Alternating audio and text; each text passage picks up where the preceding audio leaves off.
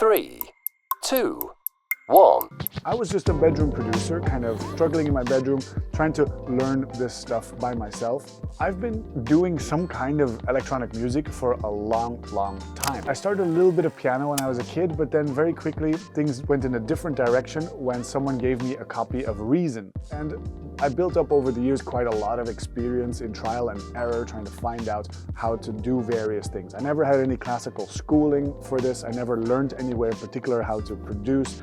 I just tried a lot of things, and I often say that I made every mistake that a producer can make at some point. No! And then there was a school in Brussels that teaches electronic music. One of the teachers was sick, and so a friend of a friend knew me, and via. So they phoned me up one day and they say, hey, next week, could you teach 3 hours of electronic music history? What? And I was like, yeah. I didn't know if I could, but I guessed I had a week to find out, you know? So I spent a week preparing my presentation. I was kind of nervous. I've never really I never really taught before. And I went to the school, and there was all these like young people, like maybe somewhere between 19 and 25 years old in the class. And I was just teaching them about like what's acid, what is Tomorrowland, what are the drum machines, and what era did they come from, and what do they all mean, how does it all fit in together.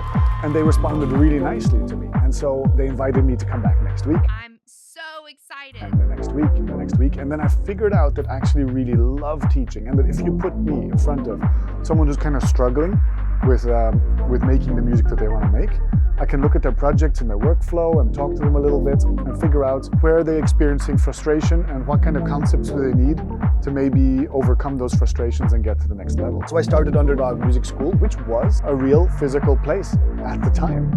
This is pre-pandemic, when physical places still existed.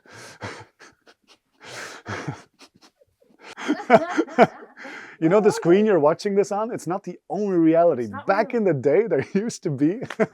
Well, a little bit more than 2 years ago, Underdog was a real place where I would have a room and I would have a big projector and I would invite people into the room and teach them, beginners and for advanced people. That was super fun because, 10 people at a time, it was super great. Honestly, some of the best times of my life. It was super fun. And then suddenly, the pandemic happened, Corona. We won't talk about it too much. And so I didn't know how long it was going to take and if I should wait for it to finish or should I start moving my business online. And a friend of mine said that in Southeast Asia, the big tech companies, what they're doing is they're organizing their life as if Corona is never going away, right? So he said, Oscar, you should also organize your life as if Corona is never going away, because then if things do go back to normal, you can just go back to normal. You already know how to do that, but now adapt to the new reality.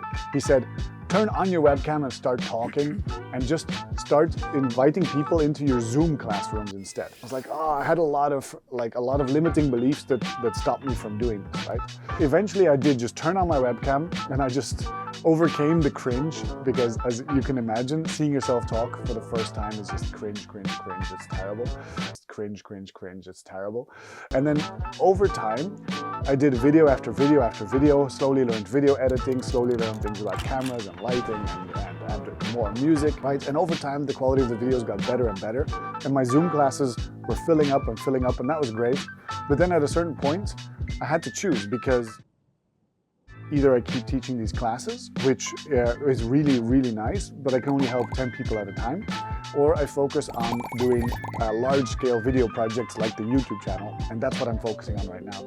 So I've got this course, which is called the Foundations of Electronic Music, which is basically the learning from beginner till intermediate producer in a structured way how to make electronic music in terms of concepts that apply in any DAW. So in the course I use Ableton, but you can also use Reason. And that's really what I'm focusing on right now, is this kind of mass education through the channel, and then focusing on myself, working on my own artistic development so that I can become a good enough artist to continue to teach people in a helpful way.